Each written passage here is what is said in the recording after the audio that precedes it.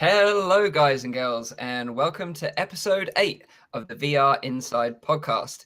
This is a weekly VR, AR, and MR talk show that is live streamed every Saturday on Nathies YouTube channel.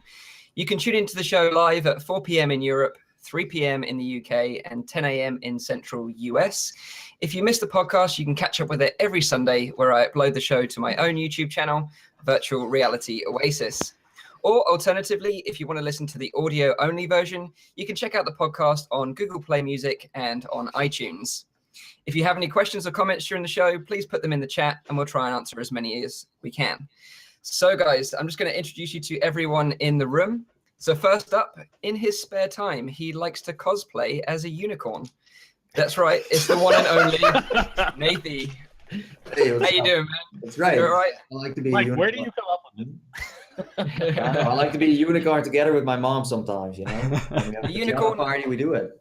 So. A unicorn is a magical creature, man. There's no shame in that whatsoever. I'm not ashamed at all. No. You pull it off, man. You pull it off really well. I know. We have Austin, Danger Powers, Mr. Brometheus. How you doing, dude? You all right?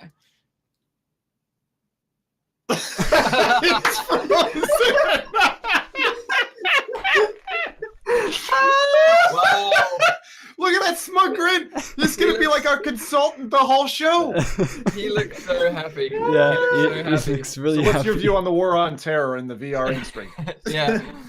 Oh, man. This is what happens when it's live. So for our audio listeners, Brometheus' screen has just completely frozen on us.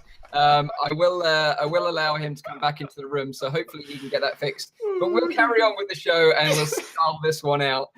So anyway, guys, next up, you will really like him when he gets rowdy, and that is the RowdyGuy.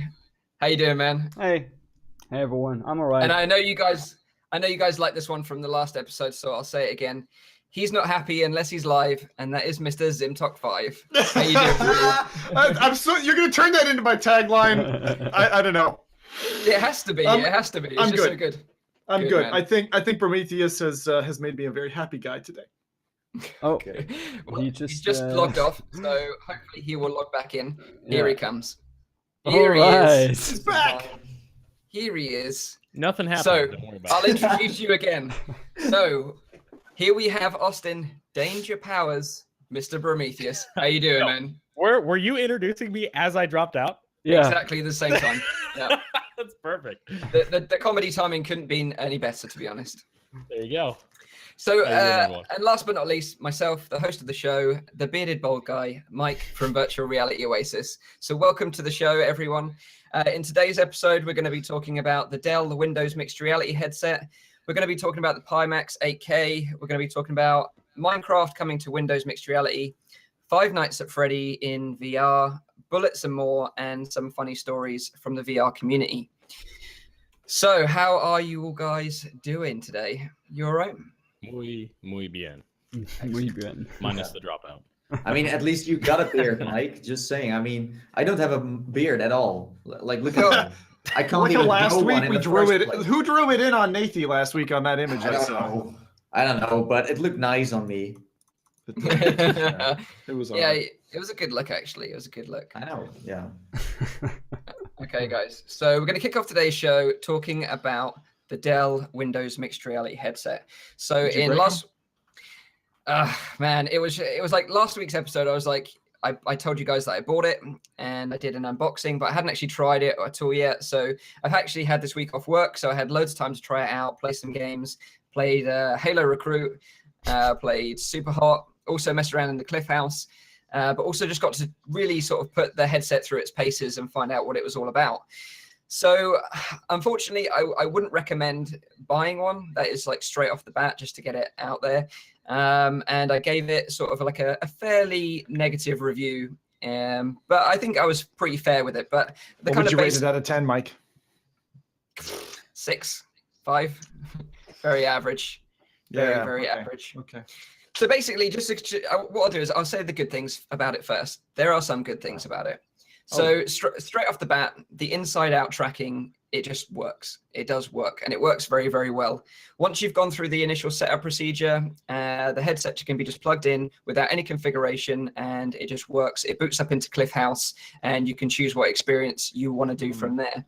So that's really, really nice. Also, when you sort of but the thing is, like, it's not like a massive step up in terms of quality. Like, do you know, like everyone's talking about how it's that little bit crisper than the Rift and the VIII. Well, I would say that that's marginally better, but not like an upgrade in my opinion. So I kind of like compare it to the iPhone 6 and the 6S, for example. Like, that's not an upgrade in my opinion. Hold on, what's happening here with Austin? I'm sorry.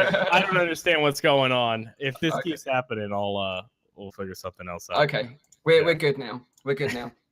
So yeah, going back to the clarity of this Windows mixed reality headset, like, people are saying that it's a little bit clearer, but to be honest, like, the upgrade from the Rift and the VIII is just so marginal that I wouldn't call it an upgrade in my opinion. And the way I kind of compare it to is, like, say you're upgrading from an iPhone 6 to a 6S, you know, like, there's maybe some functions that are going to be okay, but in terms of like the screen resolution itself, it's not actually a big improvement or an upgrade in my opinion. You know, what I'm looking for is the biggest sort of leap forward, which is like, say, from an iPhone 6 to an iPhone X, for example. That's the kind of leap that I want, and that's the kind of leap that's going to get me excited to move to another platform, but not Windows mixed reality. It's not going to be the one for me. So there was, like I say, some good things. It is very easy to use. You just plug it in and it works. Also, say if you had like a really powerful laptop, for example, and you wanted to demo at a friend's house, well, this would be perfect for that. You could literally just plug it into your laptop, go around to your mates, and they could use it without setting up any sensors or anything, and it's just going to work straight out the box. So in that sense, I think it's got some major advantages, but it's just everything else that is lackluster in my opinion. Hey, just a reminder, it was a Dell you got. Yes. Yeah, yes. yeah. And in terms of specs, it's actually probably one of the better ones out of the whole range, you know, apart from the Samsung Odyssey that's coming up in the very near future. So Bro's just dropped out again. Yeah. So what was the price of the one that you did, if you don't mind? So the price, you didn't have to import it, right? You just went and bought it straight out of retail? Yeah, exactly. So this is kind of half the reason why I bought it, really, because it was in my local store, and I went in there and it was £429. So the big thing is that it just doesn't compare to, you know, the Rift in many ways, which is cheaper. You know, the Rift is now permanently reduced down to $399. So it just didn't seem like a logical step that you would spend a little bit more money for something that didn't perform as well. Yeah. So just going on to the other points, like the controllers themselves, like obviously they're sort of a standard controller that come with all the headsets, apart from the Samsung one where they've kind of designed their own, which looks a little bit more ergonomic in a way. So it could be a bit more comfortable. But the one that ships with all the other ones is based off the same design, and it just doesn't feel right in your hands, like especially from someone that's been using the Oculus and the Oculus Touch for like the last 10 months. You're so used to that real nice ergonomic grip with the touch controllers that when you move over to something like this, it just doesn't feel right. That's right. Lovely Zim, my beautiful assistant, demoing them. I'm like kind of disappointed about that, you know? Yeah, absolutely. And this is the thing, you know, with the controllers, they feel really like flexy and plasticky in your hands. And then the actual ring on the end, you can flex it. So, you know, my initial concern was like, if I end up smashing the wall, which I do quite regularly with the touch controllers, how well it's going to last, you know, is it just going to completely snap off? And I think had I not intended to take it back, I would have been tempted just to give it that real stress test and snap it. But yeah, God, really?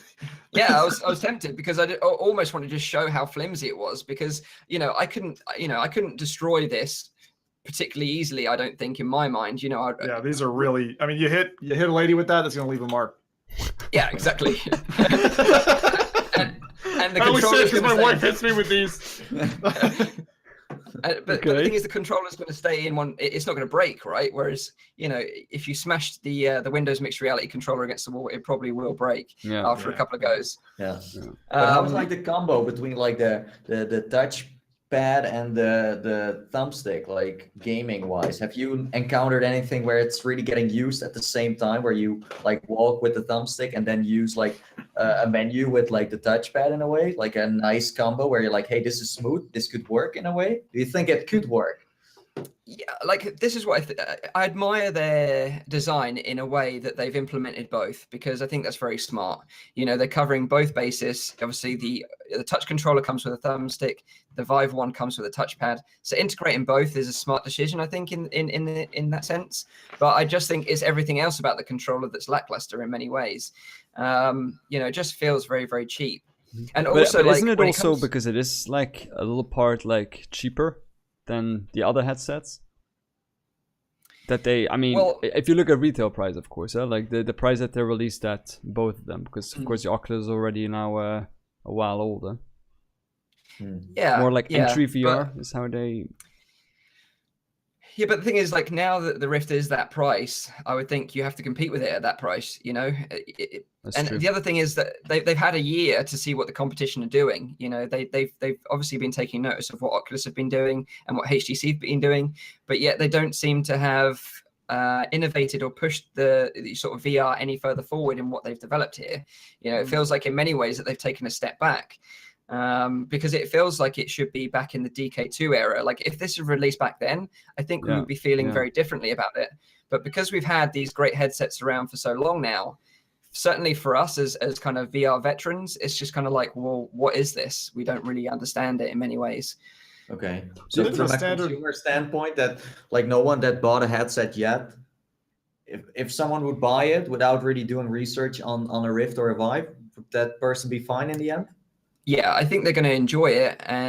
But the other thing is, there is no experiences to kind of ease you into VR. Like if you look at the Oculus, for example, as soon as you set the Rift up, you get put into like, what is it, first contact? You get that amazing experience with that little robot, you know, and that's really like a brilliant way to start someone off in VR. You know, it's very, very basic, but very nice, creates this nice environment that you can play around with the physics and the way your hands can sort of interact with objects in the world. And it's a very nice way of easing yourself into it. Whereas with this, it doesn't have any tutorial or any entry sort of VR experience for you to try other than just walking around your virtual house. Yeah. So and also the 3D in that first contact, it's so well done. Like how you feel absolutely in that space. That is something that's really nice, yeah. And the other thing that Oculus did was they had the Oculus Dream Deck as well, you know, where those little like snippets of experiences that you can try. And obviously there's one that where you're really, really high up and you get that real sense of height in your gut. It's like, you know, really, really cool. And then you have that T-Rex coming at you, which is also really, really like an amazing experience. For someone that's never tried VR before to see that and feel that is amazing to them. Whereas, you know, Microsoft don't seem to have... I mean, the Dream Deck one, it was very nice, but I mean, it's kind of outdated because it was made for the Rift release, you know, with a gamepad. So it's not like a controller thing. So if you really want to introduce people, it's also interesting though. Like Nathie, when you first did it, right? When you first went into it, because we've got a similar tenure in this place. Like, okay, first contact was still impressive to me, having gone through all the other starters and you know demos that people had concocted to introduce people to VR. But Dream Deck, at least when I first ran it, first off, it didn't run very well, and second, it wasn't very impressive. It was very forgettable. A couple of months later, maybe 6-8 months later, I went back in, and it's smooth. It's good for a newbie, but I'd say there's nothing there for someone who's been around the block. So that's where I was interested in, Mike, in what's it called again? The interface that's used, the equivalent of Oculus Home. Is that any Cliff good? House?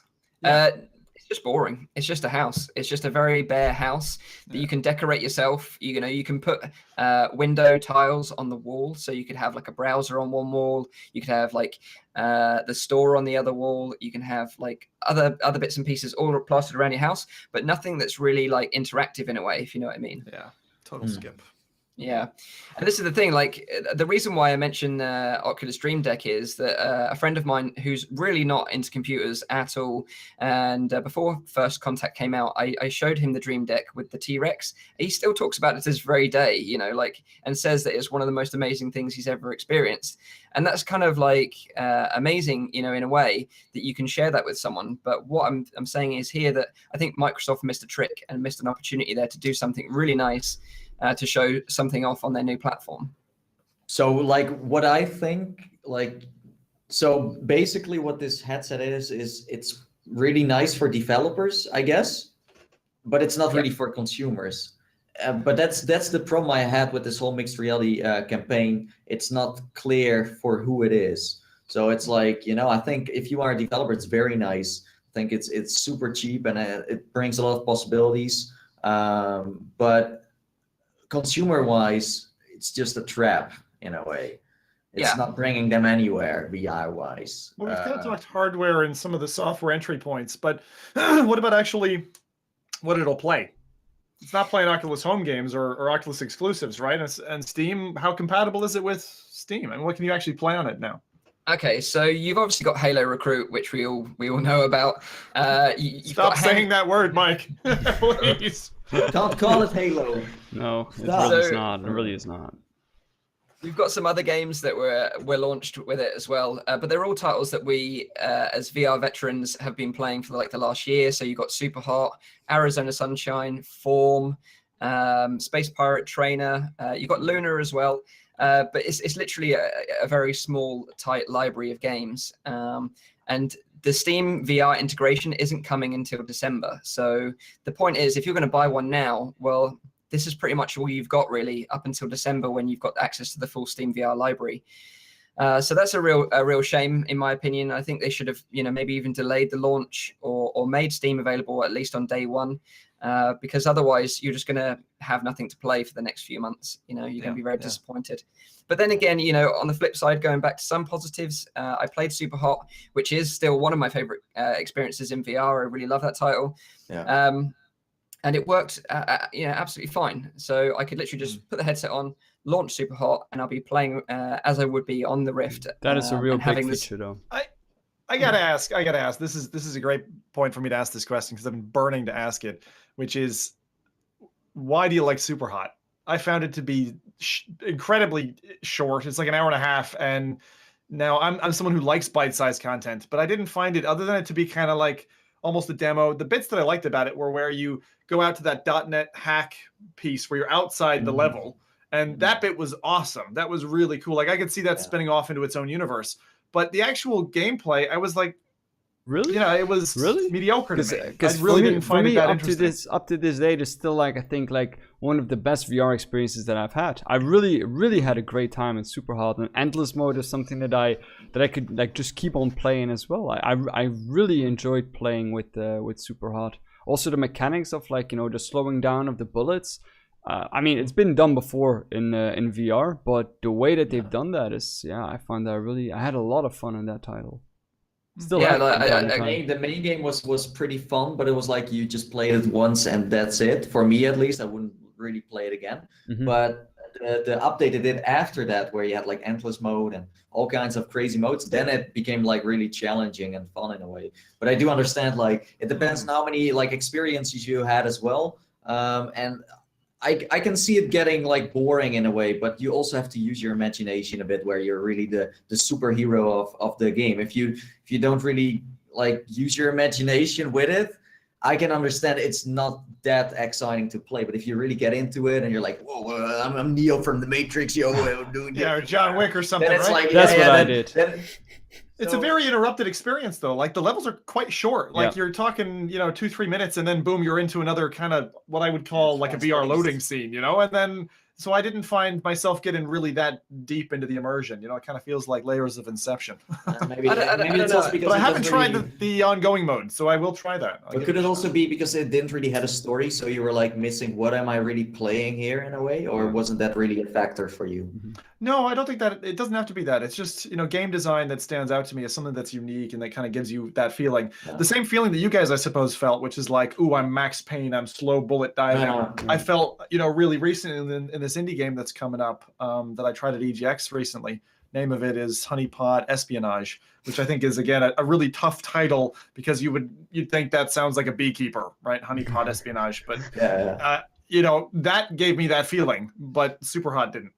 So. Well, I think still for me, like I have to agree with Rowdy. Like it's just one of the standout titles for me, and I think it's just the sense of power it gives you, in that you are dodging these bullets and then shooting someone, then catching their gun in midair and then dishing it out to someone else. I don't think there's any other game that makes you feel like such a badass. Yeah, it made me feel Robo like Recall a though superhero. does just that, doesn't it? I mean, Robo Recall, I would say, does that better and in a more colorful, comedic way.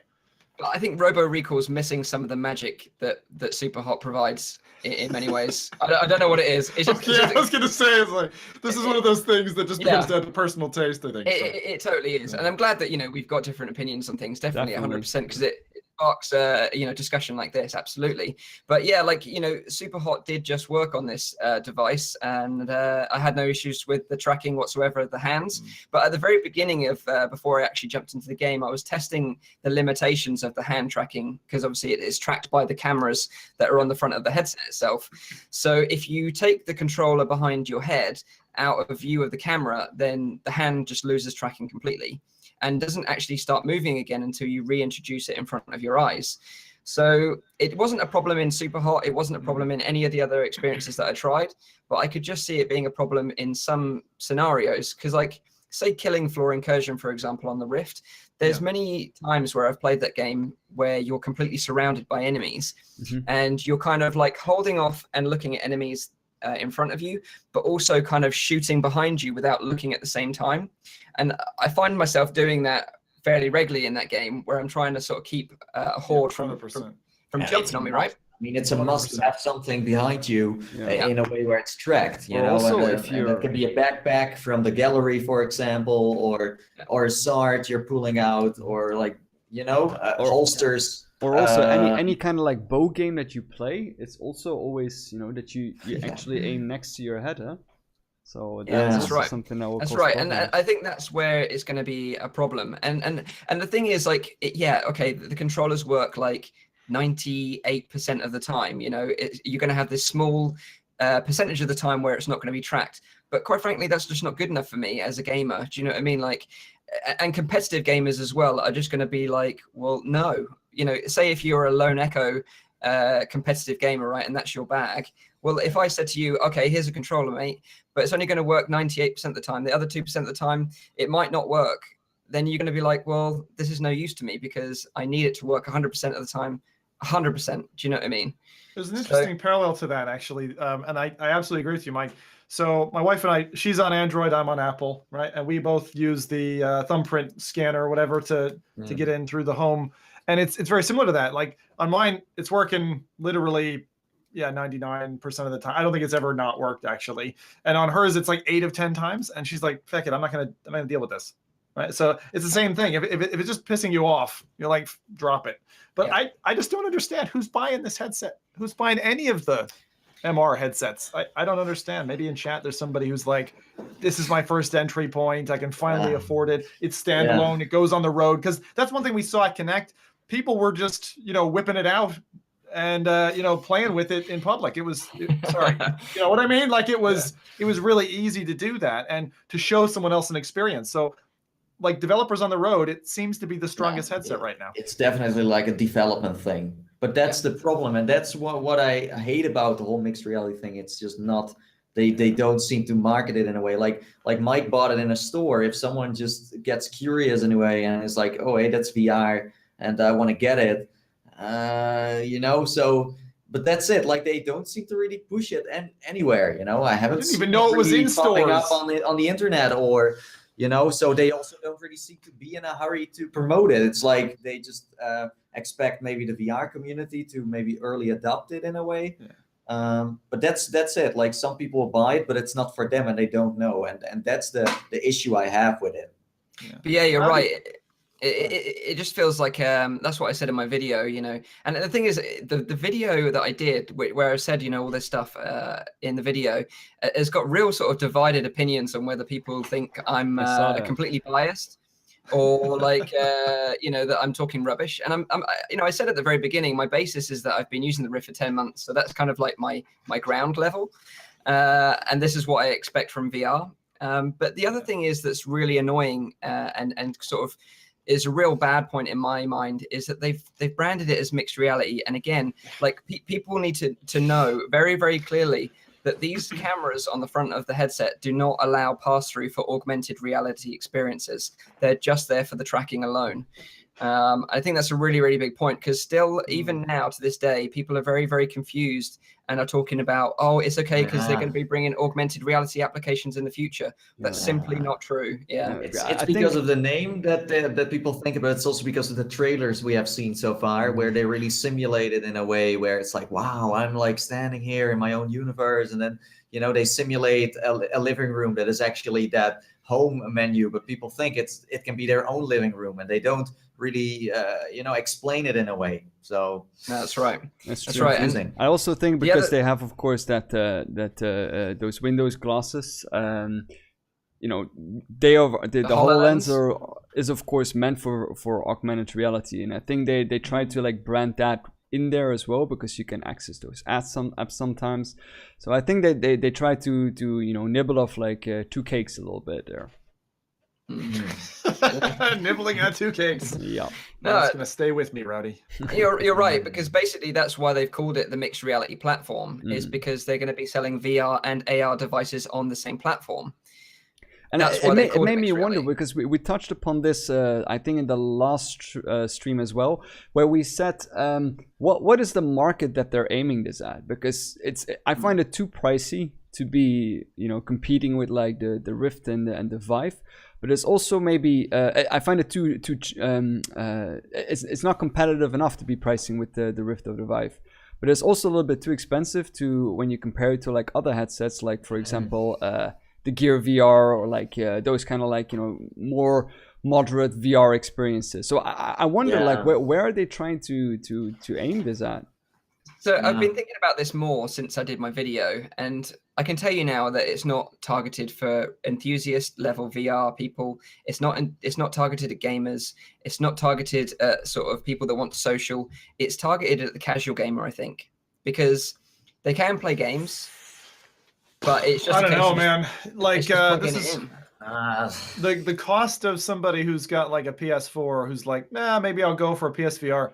That they should go for 10 times over this MR rubbish, to be honest. I mean, this is one of the things I was going to say. There's some really good sales coming up. Maybe we'll touch on it a little bit later, but there's some good deals out there for PSVR stuff. For anyone who's like, I want to get into VR. And if you have a PlayStation sitting there, the entry cost is less than an MR headset, right? So and I think they also treat you better in the long term than But like something that people do not realize, if you are new to VR, you think like, hey, so we got a Rift, we got a Vive, and we got mixed reality, and they're all like kind of like close to each other in price, but they don't realize that the price it has been made for was much higher, but it dropped because they had to like compete with each other a bit. The production price of the mixed reality headsets is way lower than the one of the Vive and the Rift, but people see the same price, so they will think it's all the same and the same quality in a way. But eventually, so they're like, it's like a sneaky thief between all the like headsets right now, trying to seduce some people to get it in a way.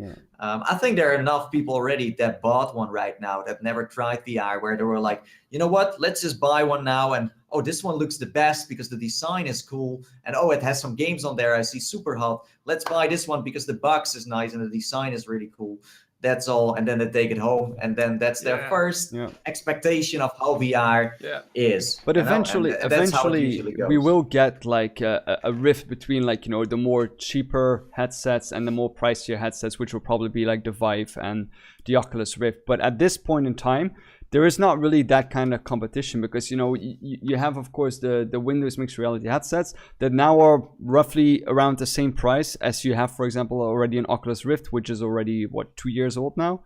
So I think that is indeed, you have that problem there now, I think, because people think that the two headsets maybe can do the same thing. Plus, I mean, customer support wise, like, we know what we can expect from Oculus, we know what we can expect from HTC. Beware of their customer support, but like, it's just very nice how everything has been built around it. Well, like the mixed reality headset doesn't have a community yet. It's not clear for who it is. who's this community going to be that owns it? You know, I don't have the feeling it's a gamer club that has one. You know, so. I don't know. The other big flaw for me was the lack of audio, the lack of built-in audio. You know, it's just a given. Like I've had the Rift for so long, and you know, like I've reviewed other detachable earphones for the Rift recently, and what I've discovered was that the actual ones that come with the Rift are really, really good in many ways, and they're absolutely fine. And so when I use this headset, the lack of built-in audio was a real issue. And, you know, I got the HyperX Cloud 2 headset, right? It's probably one of the more popular ones available for PC gamers. And it just didn't fit over the Dell strap.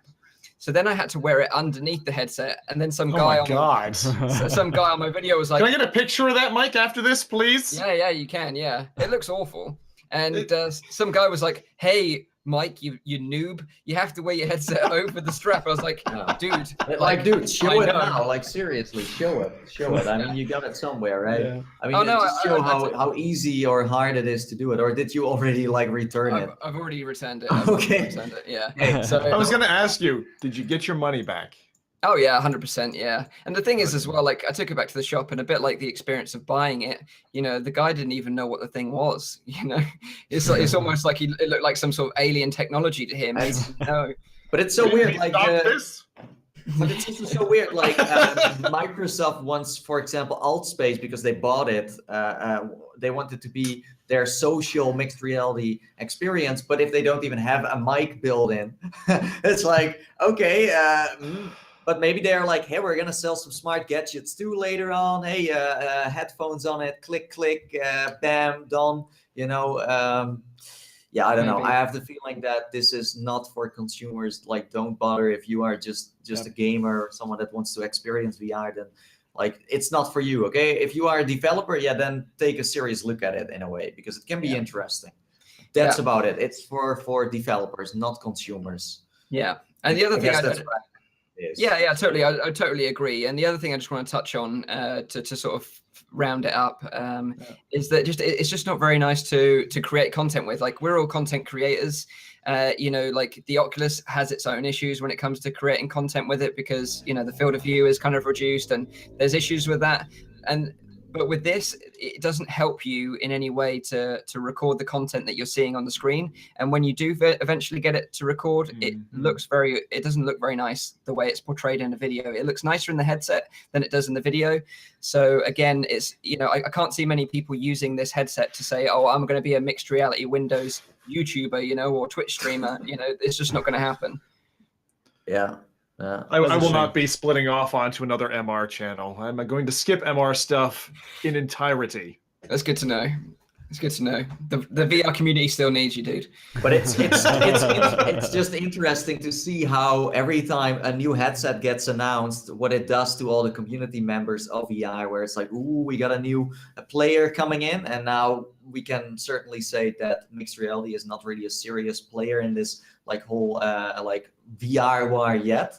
But it will happen. You know, I have the feeling next year we can expect more. I mean, you can see how fast suddenly a headset comes out and how fast it just drops in a store, you know. So I don't know, but it will make the whole VR like experience, it will make it very different for a lot of people. More opinions, more experiences, more silly fights on Facebook and Twitter. But nonetheless, it's nice to see Windows dipping their toes into virtual reality as well. I mean, that's a good thing. That's always a good thing. It depends on how serious they already want to go, like with it in a way, you know. That's like the real question.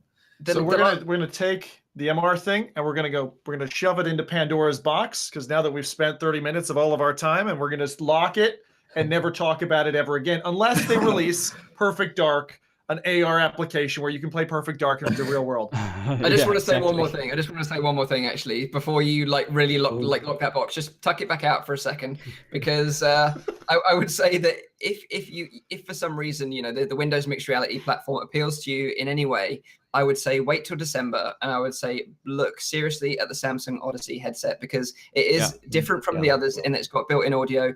I think the resolution is going to be slightly better, and that's probably the one to go for if you're going to have a Windows mixed reality headset. That's probably going to be the one. So that's all I'm going to say. But again, if you are a developer, then you should get that one. Like, and you are saying this having not tried it, right, Mike? Yeah, you just did. But you mean on specs level in terms of what it's promising and what we've heard from others? Yeah.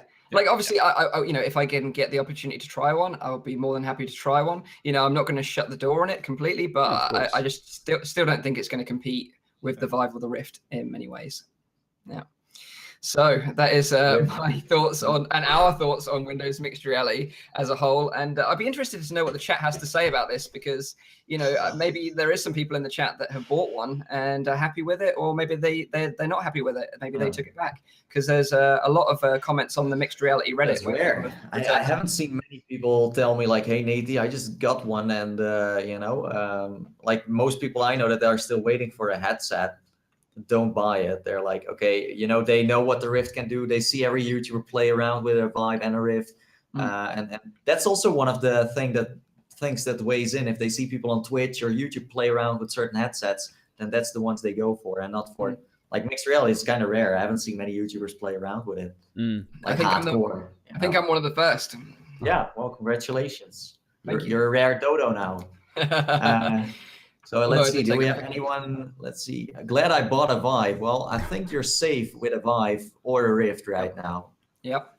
I don't think that's going to change for a long, long time. My ex was crazy at mixed reality. Wait, that's why it's your ex now, exactly. So obviously sitting here looking for the next person, right? The next special somebody. Yeah. So if you talk to your girlfriend about mixed reality, you know it's going to end, okay? Don't. I warn you. I'm thinking of buying an HP mixed reality headset for Christmas. Yeah, I see. Well, I mean, in the end, like, you can try it. There's nothing wrong with trying. That's for sure. But you know, if you want the games library, you want the built-in audio, you want the better controllers, just get a Rift at $399.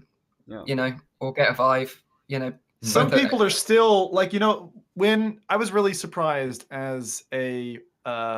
I'll call myself a Rift boy, right? Because I started on DK2 and had the DK1 experience.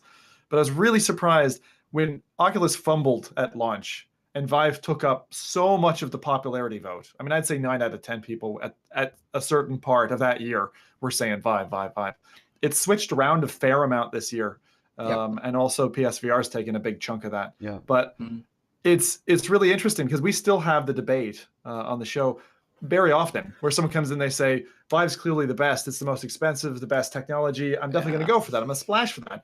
And it's very difficult to explain to people the point that I think Nathie mentioned, like these things are being hugely subsidized. Like the Rift, in terms of its manufacturing cost and the tooling and the manufacturing of it that they're doing, and them understripping the cost of that, it is a very well built kit. I mean, the Oculus controllers, as you said, I could probably break a glass window with one of these if I wanted to, you know, and not damage them. I've knocked them off the wall, and there's literally nothing there. And actually, the Vive controller, to be fair to them, when the Vive launched, that headset is like, it's actually not too heavy, but it feels like a brick house. Like it could take an impact. And same thing, you know, any Gorn players know these things can really, these things can hurt. Yeah. No, that's right. So, you know, if you've got an Oculus or a Vive right now, there's no reason to upgrade. Just hold tight, and I'm sure there'll be something else around the corner. And that kind of brings us on nicely to the Pimax 8K. So the Pimax 8K, it's just hit 2.5 million backed on Kickstarter. Insane. And it's got 6 days left. Damn. Sorry, is that money or is that people? No. Money. Okay. Money. Oh, wow. Yeah, it actually it could have been 2.6 million people who lined it up for the Pimax. Crazy. In terms of money, it's beaten the Rift now, I think. No? Yeah. So tell us, Mike, the Pimax, is it like the Raspberry Pi that they just bolted a VR headset to? Is that it? Unfortunately not, because that would have made it easier for everyone. They could have built their own. But yeah, so essentially the Pimax is doing really, really well on Kickstarter. You know, they're saying that if they hit 3 million in terms of dollars backed, that eye tracking will also be included in the headset, which is interesting. And I think there's probably a likely possibility that this is going to happen because, like I say, we're just under a week away and we're at 2.5 million at the moment. What's the goal? What was their goal? They've succeeded past their goal, have they? Oh, I think the goal was something like 500,000, something like that. Oh, right. They smashed their goal within about 4 days, I think. And how does it work now? Because I don't tend to kickstart very much. I was not an Oculus Kickstarter, although I wish I had been. Everyone does, and wish I had the lovely plastic box. And you wanted to call yourself a Rift boy? Yeah. Some people have families to feed, Nathie. Oh, yeah, Let's not start down that path. Some people had to go with the Hummy though. You know what that is? Oh no, don't. Oh, poor you. Hey, at least he started. That's the important thing. If you haven't started down this track, get started. Exactly. You'll be glad you did. Yeah. That's right. Just now with the Windows MR headset. No, exactly. So with Kickstarter, how it works is you kind of are pledging that you're going to pay this money, you know, when the Kickstarter ends. So in 6 days' time, everyone that's sort of pledged that they're going to, you know, invest in it as such, you know, the full package, if you buy the headset, the base stations, the controllers is $799. So it's going to be about like what, 600 quid, is that? Zim? About that? 600 quid versus dollars, you mean? Yeah, that keeps deteriorating. It's only like 90% versus 100% now. It's not a good exchange rate. So okay, so it's going to be around 700 quid then maybe for the whole set. So in 6 days, because you've pledged that amount, when the sort of Kickstarter ends, that's when they take your money, and then they sort of pledge that they're going to start shipping these devices in February. Now, I think February is going to be a bit of a stretch for them because maybe they didn't anticipate the amount of people that are going to be interested in this device. Yeah. And certainly if you look back historically at the Rift, for example, like that kept on slipping and slipping and slipping in terms of ship dates. So I wouldn't be like, you know, holding your breath for like the February release. But I do think it's interesting, and I do like the fact that these headsets keep coming out and popping up. And the 8K one, it probably interests me more than the Windows mixed reality one in many ways because of the wider field of view. And the fact that they've just announced these like kind of knuckle clone controllers as well. So Mike, just the basics again, just to touch on those if anyone just joined us. So Pimax, still stereoscopic vision, but you've got two 4K displays. At an angle, and right. The angle though. Hammerhead sized. It's about this big, isn't it? But the screens are angled as well. Yeah. They're angled. They're at a different angle than the regular VIII or the Rift. So I mean, I don't know how they fix that with because it needs to be reprojected differently. But I guess it's a software-matic or something that they managed to do that. Yeah. So at the moment, that provides a 210 field of view. So your natural peripheral vision is 220 field of view, essentially. So, you know, it's going to be as closest to your natural vision's peripheral view as it can get. So that's going to be really, really nice if they can pull that off, which I think, you know, to a certain degree from what we've heard, like we've got a good friend of the show, Sweeviver, who is very, very interested in the Pimax 8K. He did kickstart it very early on. And he recently went to AR Days in Amsterdam to try the headset out for the first time. And, you know, his early impressions were pretty good. You know, he thinks they can do it. I think we all still have our concerns because it is a Kickstarter and, you know, we've seen some Kickstarters go wayward. And I'm not saying that they won't deliver, but I'm just saying it'll probably likely be delayed. And it's just going to be interesting to see what happens with this. And I just wondered, are any of you guys actually interested in backing something like this, or are you just going to hold tight and wait to see what happens? Zim is no. Wait. Also, no second chance. I mean, I like the idea, but again, from the time when it was first announced, which I think was about 1.5 years ago, the technology feels like it kind of feels like an offshoot. Like it doesn't feel like it's the main chain, like it's going to go down this road. It kind of feels like we're going to capture a net of people who want that high resolution experience, but inevitably their piece of this whole arena is going to go away because these headsets will catch up resolution wise, and they've already got the package of the experience. So I see it being an evaporating landscape. Also, so really, I'm not interested. Really quickly in between, we made a small mistake. The chat has corrected us. They actually got 500,000 in the very first day that they were on Kickstarter, which was more than double the goal in the first day. So Wow. they got like a lot of money really quickly. Yeah. Where's the company based, Mike? Do you know? Is this an Asian company that's backing it or European?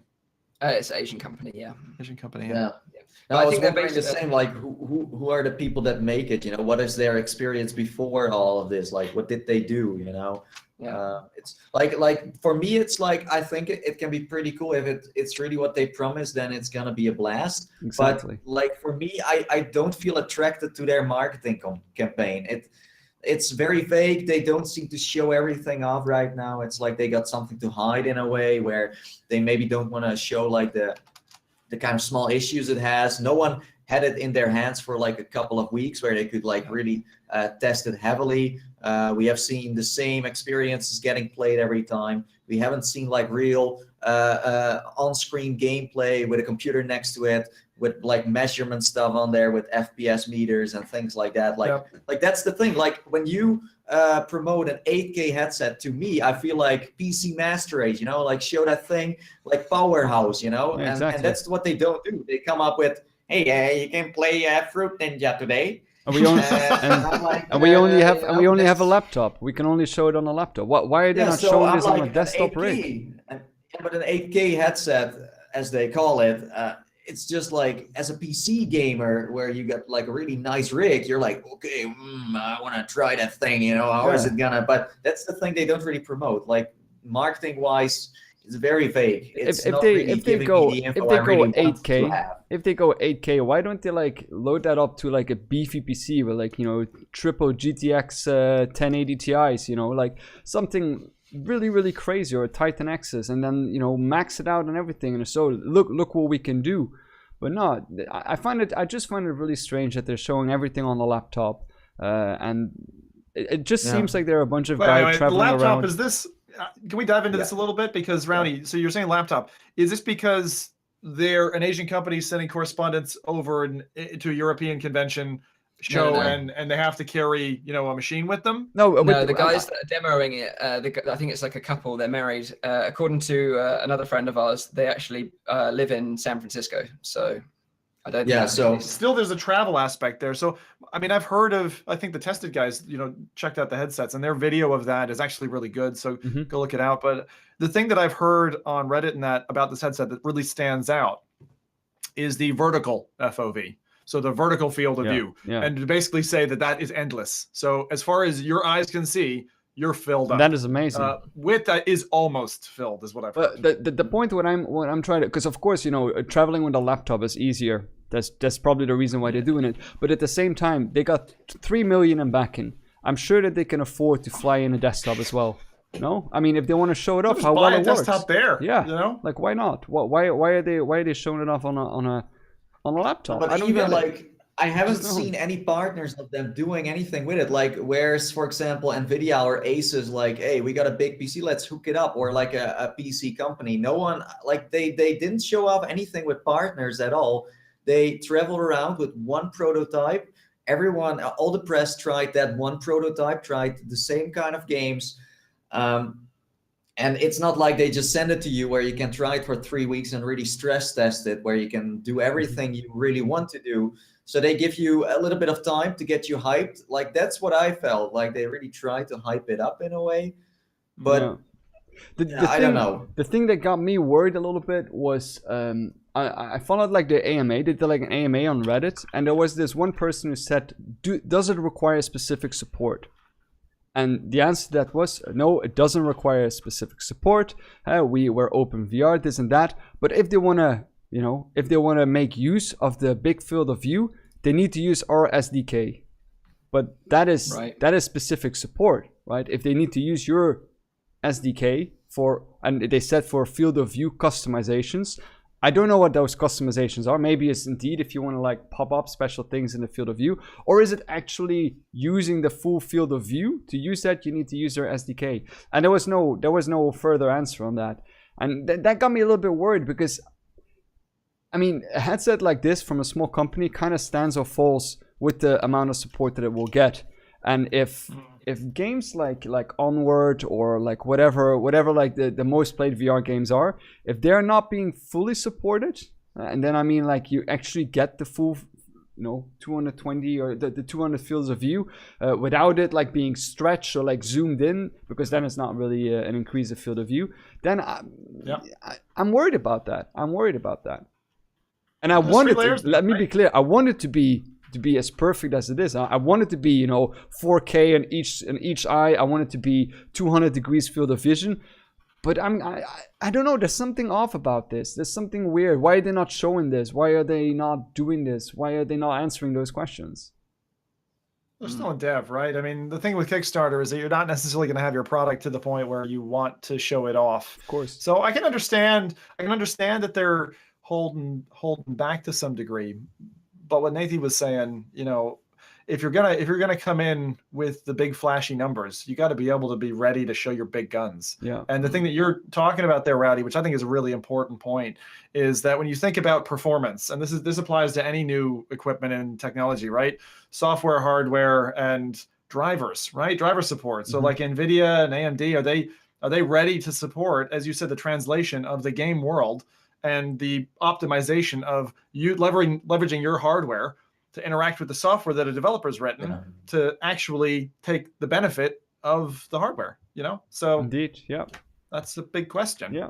So I take it you guys are sort of happy to wait this one out. Wait till you can actually buy one maybe in the stores and then see what people say. At the same time, I mean, it's not like, because I mean, I make content on YouTube, and so does Nathie, and so do you. It's not going to improve my content on YouTube, right? I mean, it's not like I need this headset to make better kind of videos or whatever.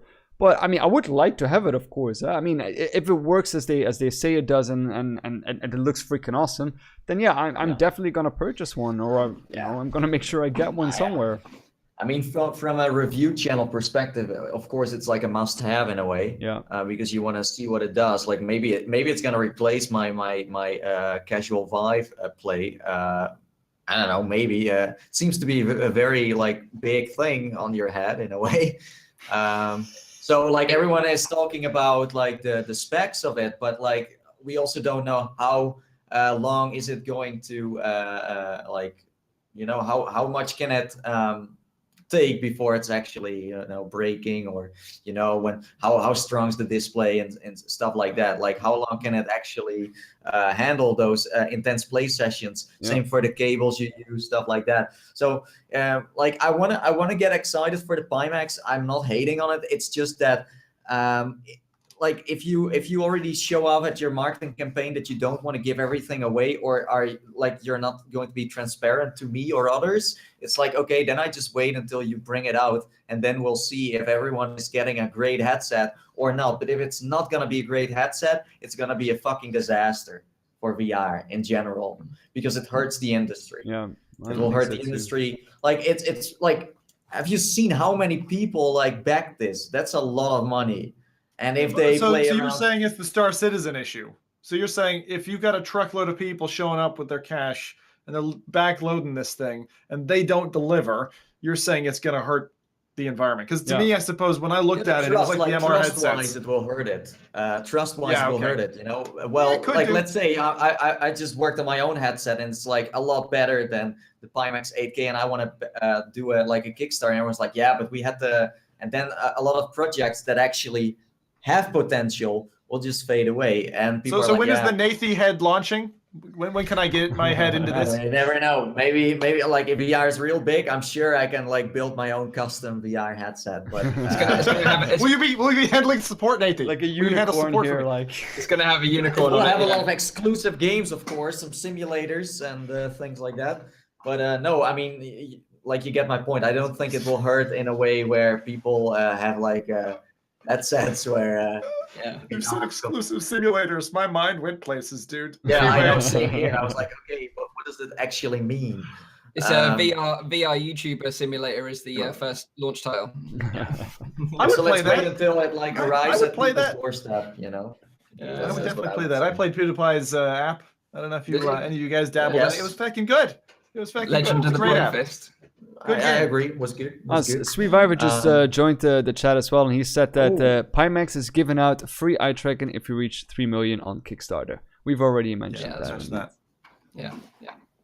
So moving on from the Pimax, obviously none of us are going to sort of be back in it, but definitely want to keep an eye on what's going on there. Yeah, waiting for the to see what reviews. happens. Waiting for the reviews, indeed.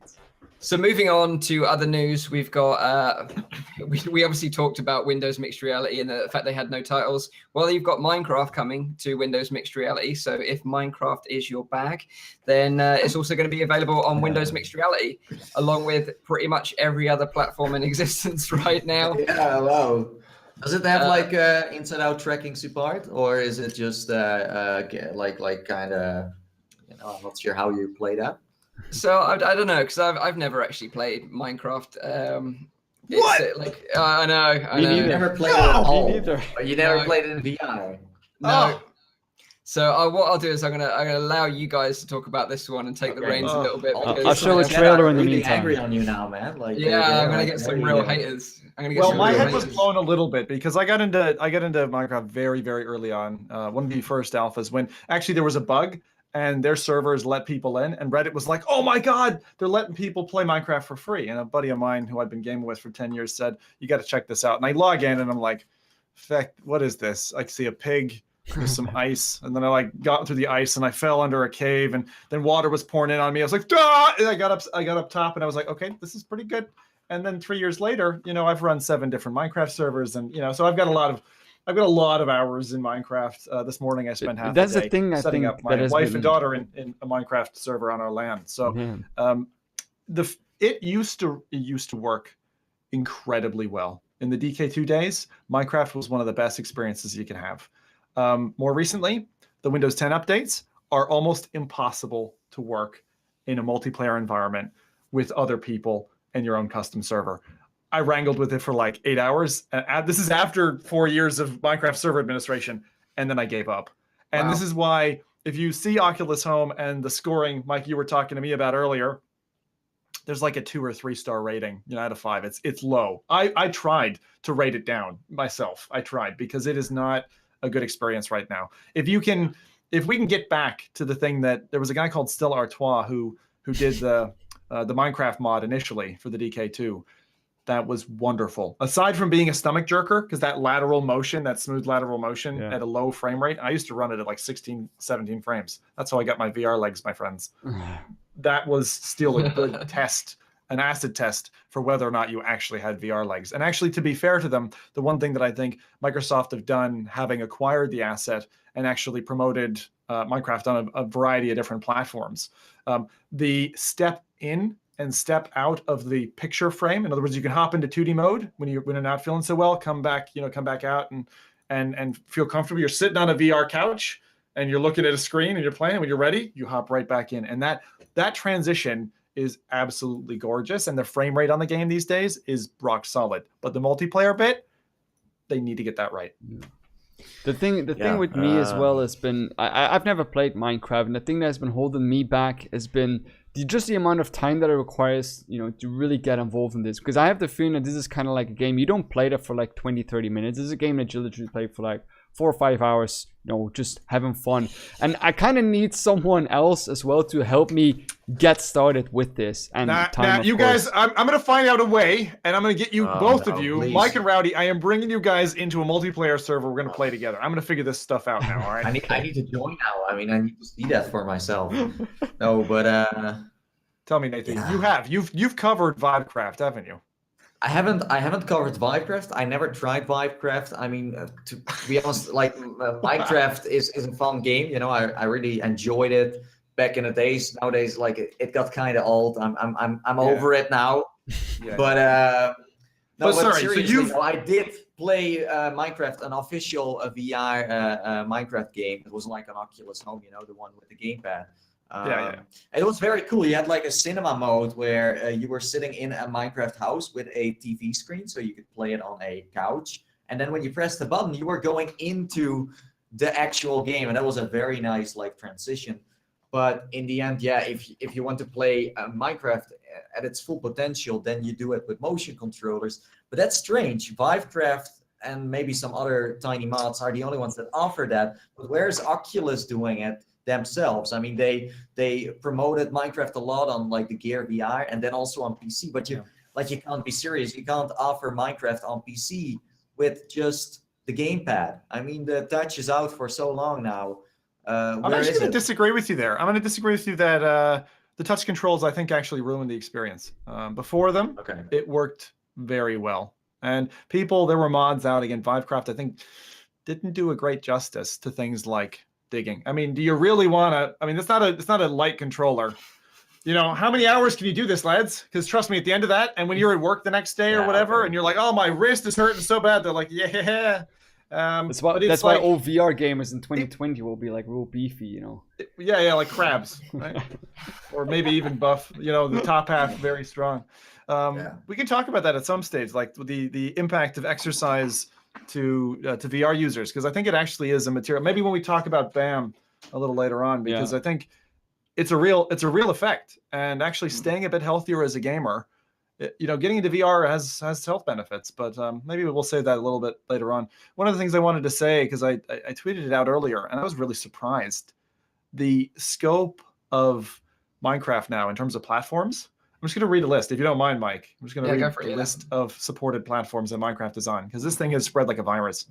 Desktops, right? Windows, Mac, Linux, and Windows 10. I like that they differentiate with Windows 10 because it had a special rebuild.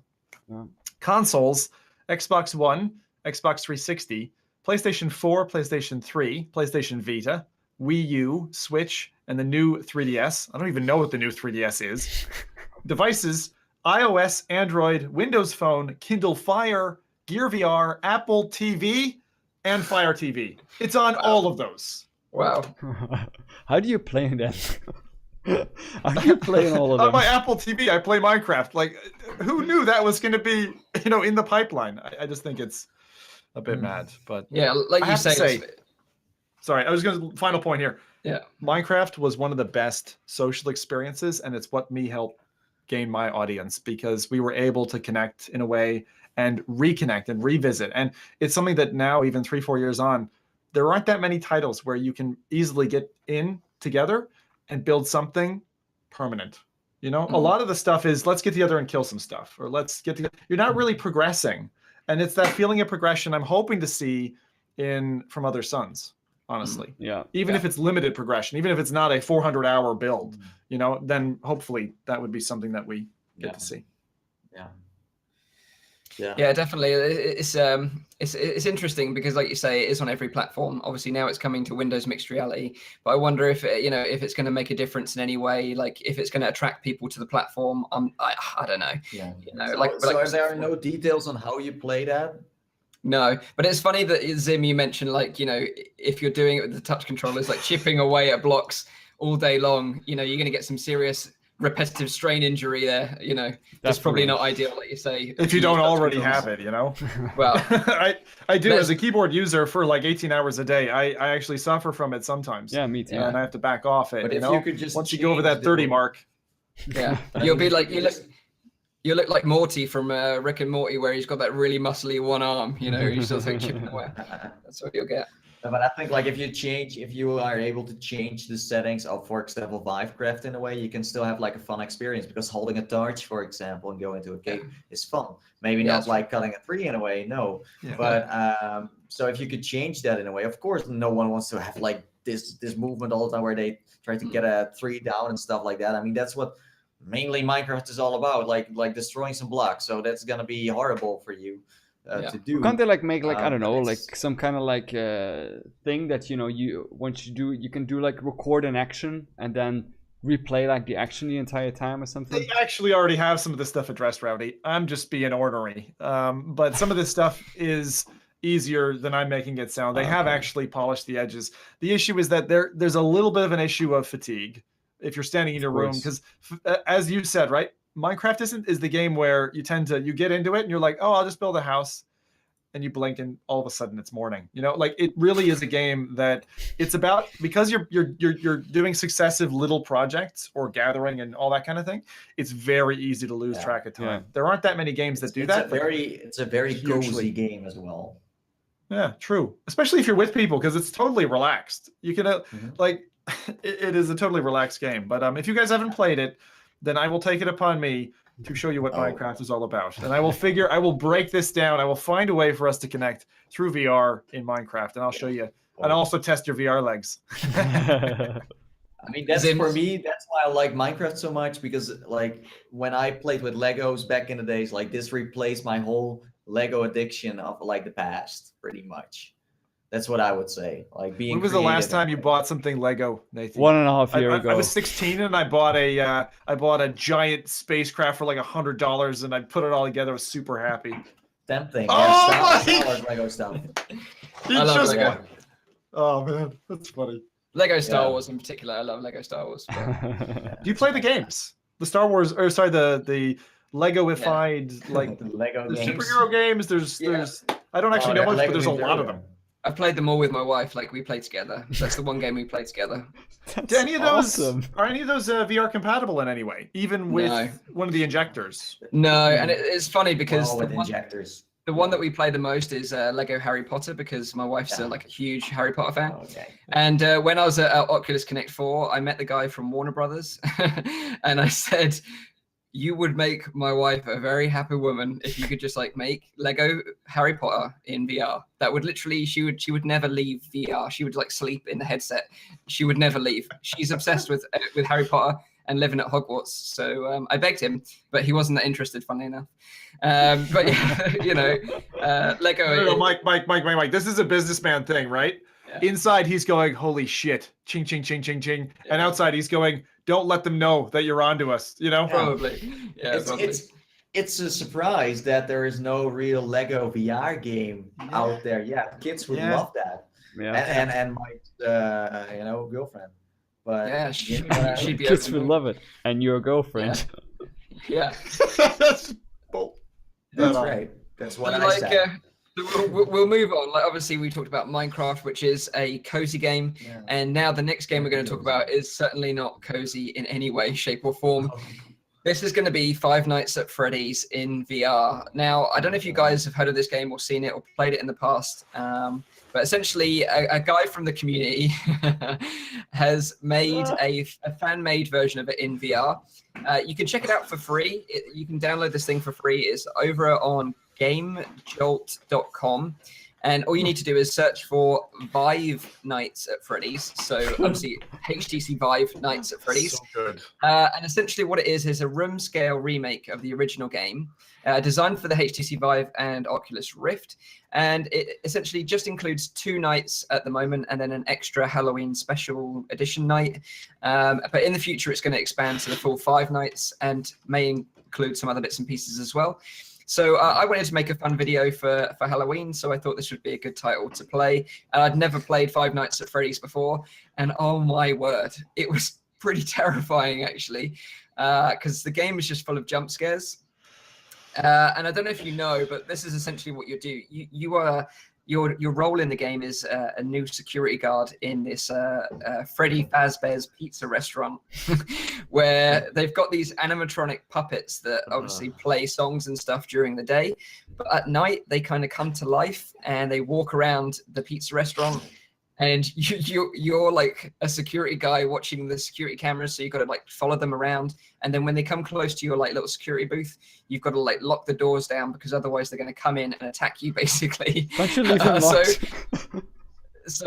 the problem is, every time you look at the security cameras or you put the lights on or you close the door, it consumes your power, and you've only got a limited supply of that. So you've got to be really careful about when you use these items to protect yourself.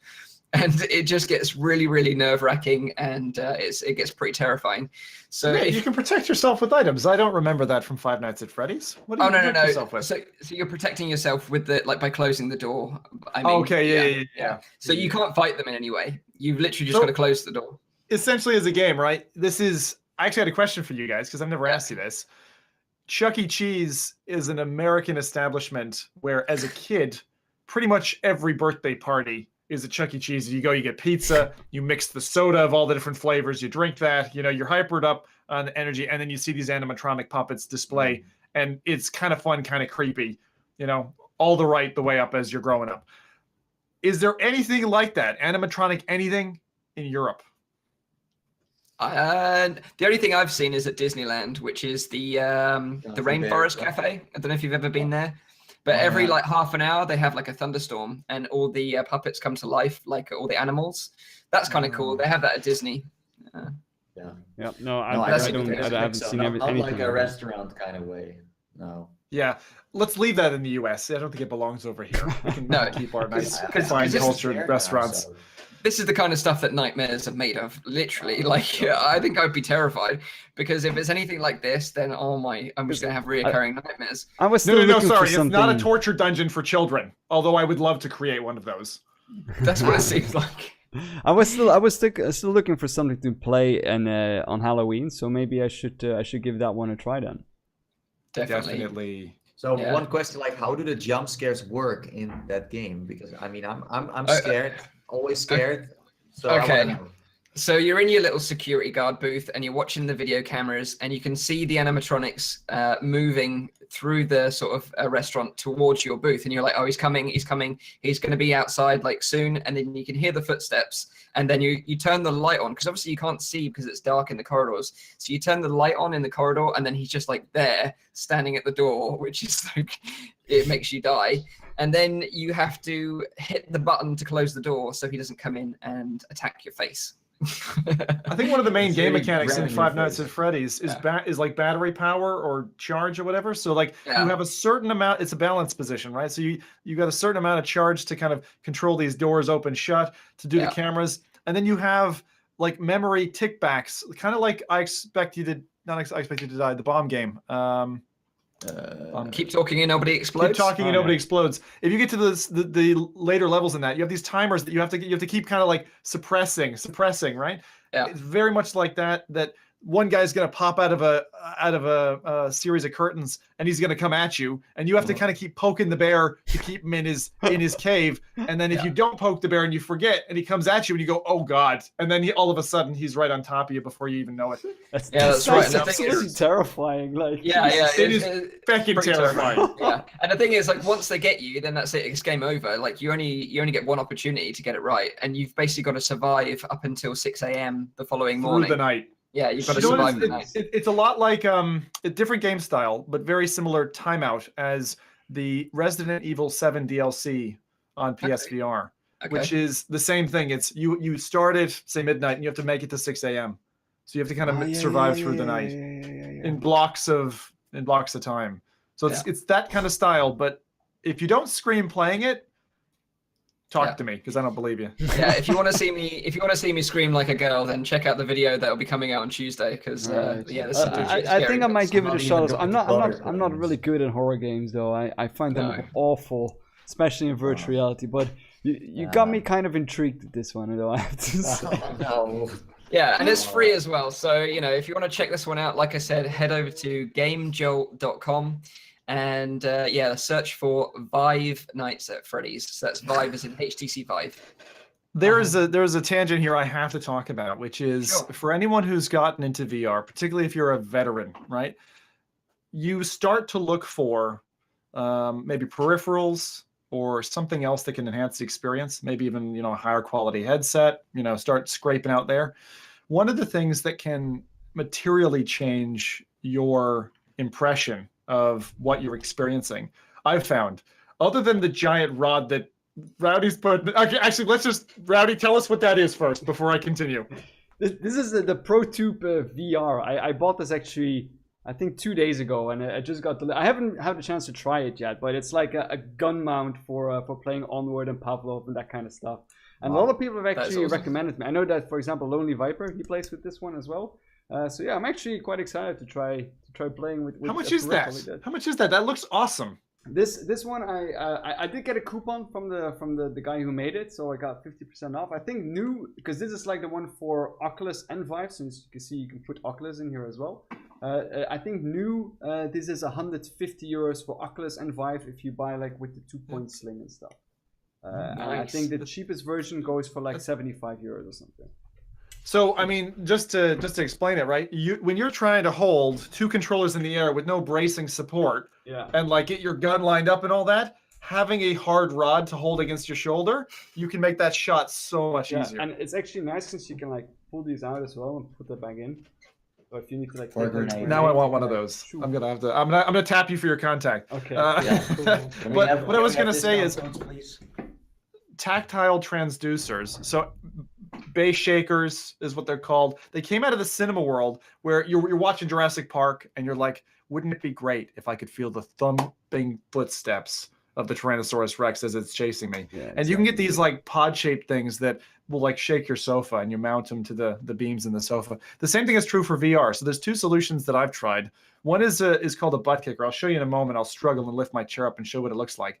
But these things, they can really enhance the experience. Like the other one that I've got is called a Subpack M2. And they've actually just launched a new version, the Subpack M2X. This is the M2, the original one. And it's worn like a hydro pack. You wear it on your back. They're quite pricey. But if you find a used one or something like that, totally worth the experience. Like I played Farpoint with this, 8 hours with this and the gun controller and all that. Fantastic. Like it felt like I was in the middle of a film for 8 hours straight. It was just so good.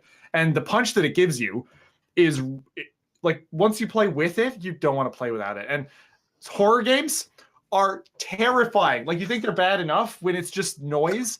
When you feel something running at you, there is something inside you, like Neanderthal level, that just makes you die inside a little bit, right?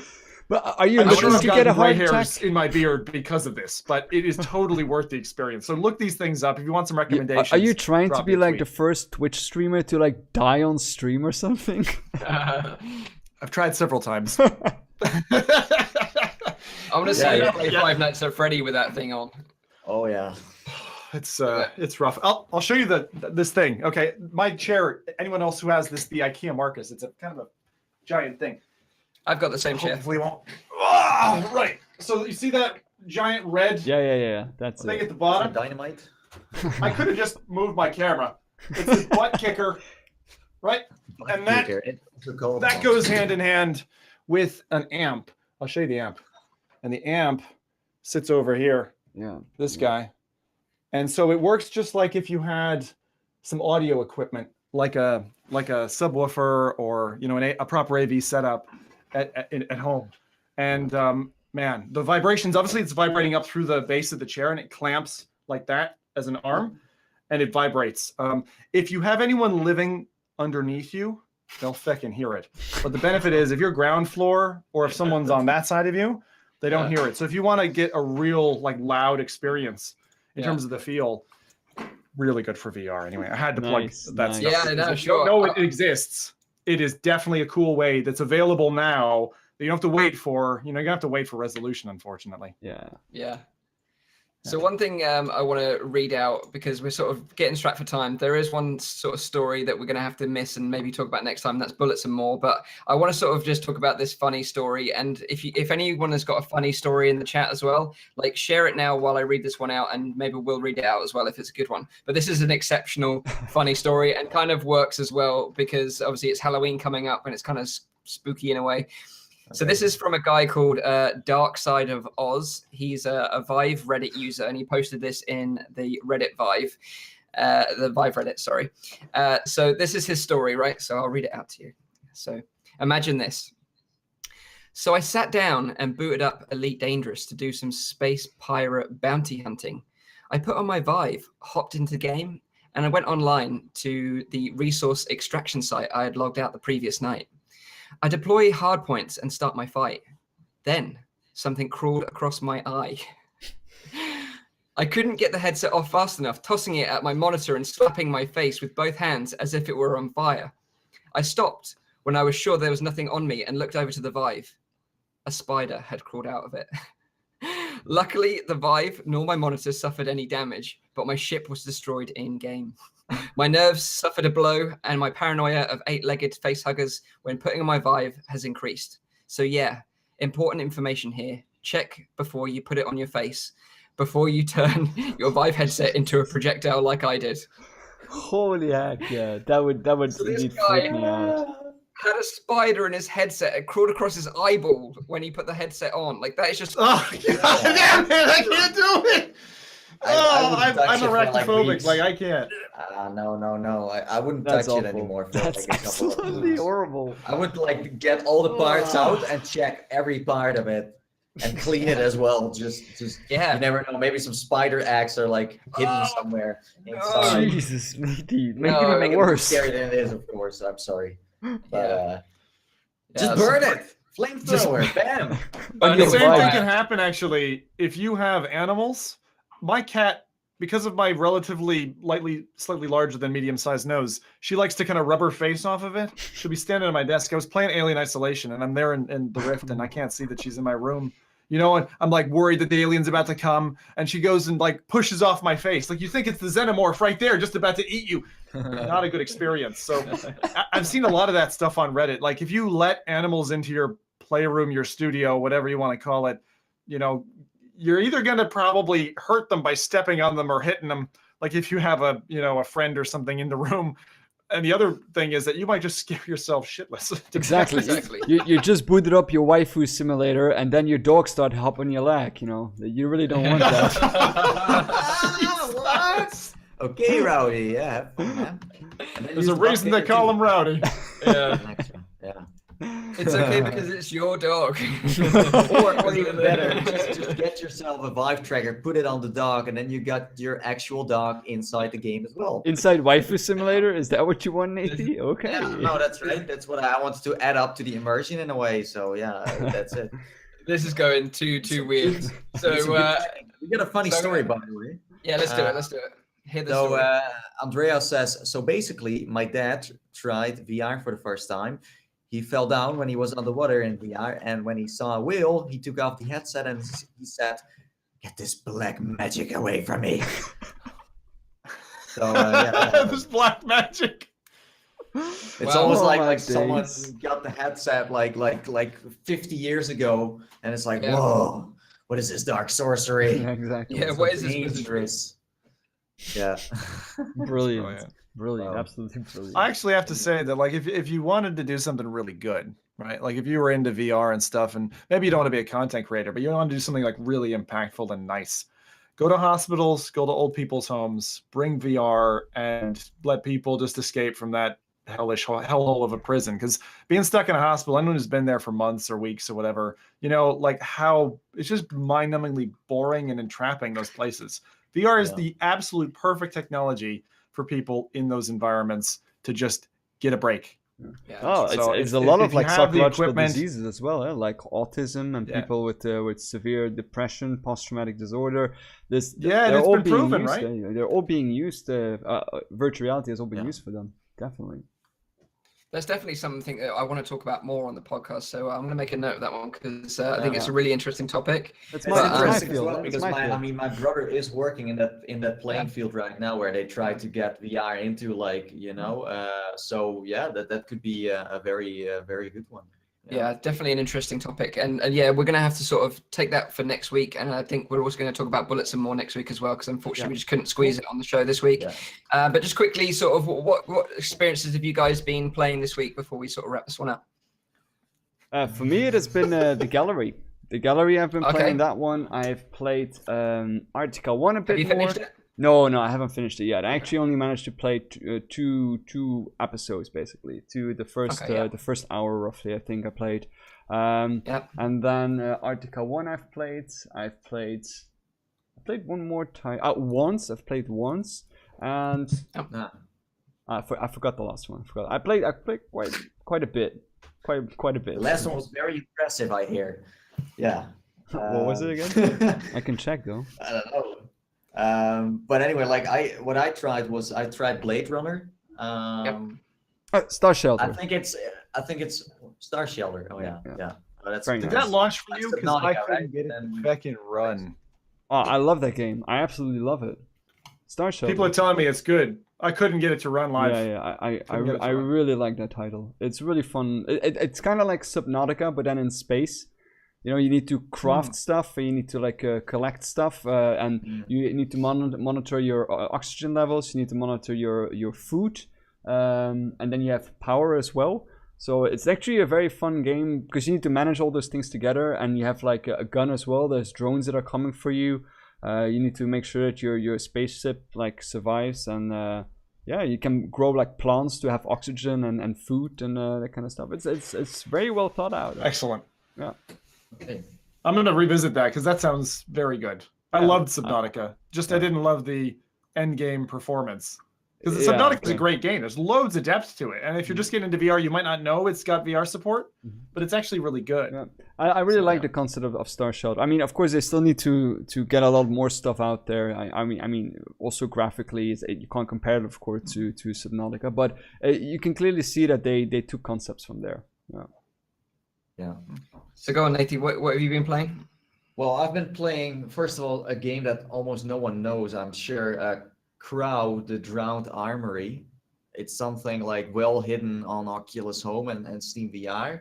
Very promising in a way, but like, let's say they had a good story going, and then I was like 15 minutes in, and then it's like, well, that's it for now. We're maybe gonna make more episodes. Maybe they aren't even ready yet, or maybe we will never make them in the first place. So I was like, okay, maybe you should finish your game first and then release it. So if you want to see the review, you can find it on my channel. I got some good points on that one, but it's very promising. It's about it's kind of weird. You got like a sidekick, a fairy called let's just call her Tinkerbell. Like, that's how I call her. But they get like a little fairy, and she's helping you out in a way, and it's very funny. Like, the animations are really well done, and you feel like you are in the world.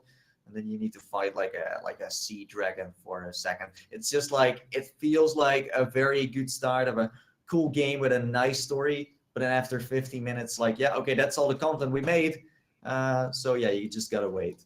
So it's kind of hard to explain this on the podcast. You need to just watch it for yourself. So you can find it on my channel. I also played Job Simulator, new update, really fun, totally free. They even did it like a price drop.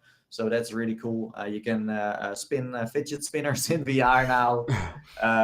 You can, there are like many new Easter eggs you can give a try. It's called Infinite Overtime, and that basically means you can keep on working in Job Simulator. And you can earn promotions every time you finish a couple of jobs. Also played Theseus, was like an alt release. I figured it out later on because I saw Rowdy playing it. It now finally came out on PC. I like third-person perspective VR games. It didn't add up that much to the immersion because I like to have like things flying at my face in a way. You know, it didn't really happen with this one, but it was kind of scary. So yeah, you might want to check that one out. And last but not least, Blade Runner. And I think, Mike, you also played that one. I think it's one of the better movie-based VR titles out there. It's still not the best, but I've seen worse, okay? It's just that you go into the world of Blade Runner, you go into the city, but the only thing you can really do is use a scanner to find clues. Well, I wanted to see more action in a way, but yeah. So that's what I played. That's all. Nice. What about you, Zim? Probably the main one that I've done a whole bunch of things this week, and I won't remember all of them, but I Expect You to Die released their new mission, which is called First Class, where you're sitting on a train, and I will say no more. Really well done. I mean, having for the first time when I was back in the States in California, done an in real life room escape experience.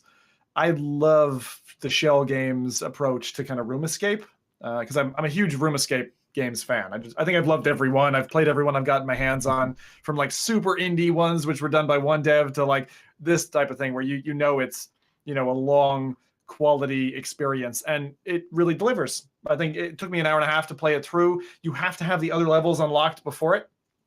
So if you've lost your save game, it might be a little bit annoying. If anyone needs a save game, let me know. I'll happily chip you mine.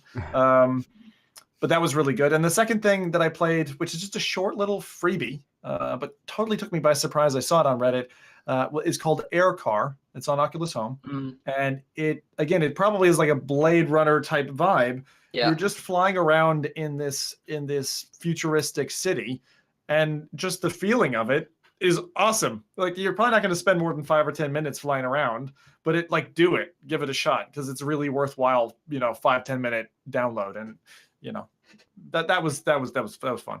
Yeah, nice. Yeah. So myself, I've been playing obviously a lot with the Windows mixed reality platform. So I played Halo Recruit, super hot. Played Blade Runner as well, which again sort of mirrored Nathie's thoughts on that one. It's not brilliant, but in terms of a movie tie-in that's free, it's actually the best one that's out there. Obviously, Five Nights at Freddy's, but in out of VR, I've been playing a lot of Destiny 2 because obviously that just came out on PC. And obviously Mario Odyssey just launched on the Switch as well, and that game is beautiful. It's such a beautiful game. And this is the thing, like right now, I feel like there's just so many great titles right now that I wish I had twice the amount of free time to play all these games. It's not even Christmas yet. Like, not even Christmas yet, but it feels like it already. Oh yeah. But yeah, I want to play Arctica 1, just got a key for that, so I definitely want to check that out. Definitely want to check out The Gallery, Luna, and also Keep Talking and Nobody Explodes. I really want to play that game with you guys. But yeah, just going to sort of wrap up the show now. Unless we've got any final questions from the chat, then we'll wrap it up for this episode. Yeah, while we wait for some questions, I also want to give a shout out to Mike for sending me some stuff. Hey, you got it. A BioShock t-shirt. Very nice. Thank you so much, man. I really appreciate it. Also, I can be a hipster now where I have I can work out. I never work out. I will have to work out, you know. And I got some OC4 pins. Very rare, you know. This belongs into a museum already. So thank you. Yeah, nice. Really nice. Yeah, you're welcome. Chocolate. I also got some chocolate. Yeah. I already ate it all, so. Nice. Yeah. Nice. I'm glad you got it okay. Yeah. So let's see. Do we have any questions? I guess so. I was so focused on my awesome gift. Let's see. Are you going to do a video for the Oculus Home 2.0 when it comes out? I think everyone is interested in that in a way. Yeah. I'm sure you can find us all on that one for sure. Also, Zim is doing live streams, so if you haven't checked out his Twitch channel yet, can I call it Twitch channel? I guess so, right? Yeah, Twitch channel works. Twitch.tv/ZimTalk5, and I mean, yeah, YouTube wise, you know how to find us. It's not that hard. Google. Yeah, we will Google it. And that's about it. I don't really see any real questions here. Okay. What I would say is sort of wrapping it up is that if any of you guys want to talk to us or sort of look at more about what goes on behind the scenes with us all individually, obviously you can follow us on Twitter, and that's probably the best way to communicate with us really. And what I'll do is I'll make sure that all our Twitter IDs are in the description, and you can catch up that on my channel as well. So like I said at the very beginning, obviously it's a weekly show, so if you're new to the show, it's live streamed every Saturday on Nathie's YouTube channel. You can tune into the show live at 4 p.m. in Europe, 3 p.m. in the UK, and 10 a.m. in Central US. Obviously, Austin couldn't make the show today. He's having some technical issues, but I'm sure we'll get that resolved for next week's show. And if you missed the podcast live, then you can catch up with it every Sunday, where I upload the whole thing to my YouTube channel, Virtual Reality Oasis. And then obviously you can catch up with the audio-only version on iTunes and Google Play Music as well. So we're going to wrap up the show, guys. I hope you have enjoyed this one. It's been awesome. We're still having a ton of fun making this. So we shall see you on next week's episode. Thanks very much, and see you later. Have a good one. Bye-bye.